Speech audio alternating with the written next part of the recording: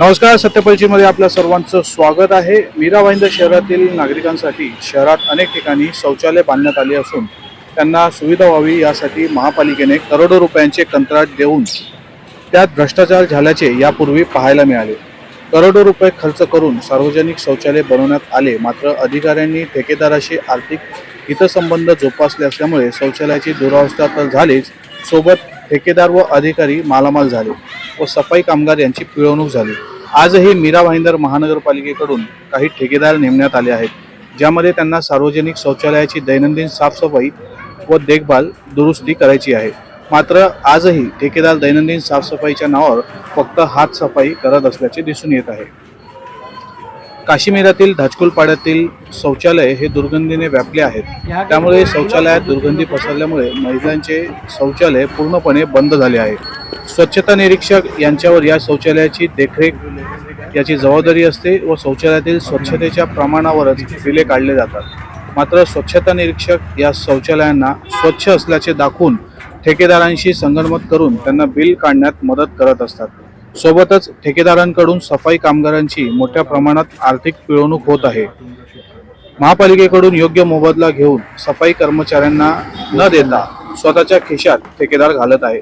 त्यामुळे आजही सफाई कामगार यांना 10,000 पेक्षा कमी वेतनात काम करावे लागत आहे। शौचालयाची देखभाल दुरुस्ती यासाठी मीरा भाईंदर महानगरपालिकेने या ठेकेदारांना नेमले आहे, मात्र काही दिवसांपासून अनेक शौचालयांमध्ये स्वच्छता न झाल्याचे दिसून येत आहे।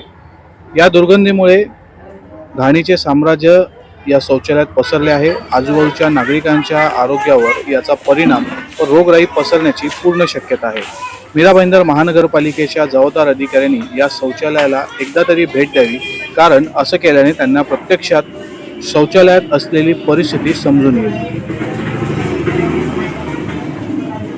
येथील काही शौचालयांना दरवाजे नाहीत, तसेच या शौचालयातील काही सीट घाण पाणी साचल्याने बंद आहेत। मात्र ठेकेदार याची स्वच्छता न करता या सीटचे पैसे खात आहे।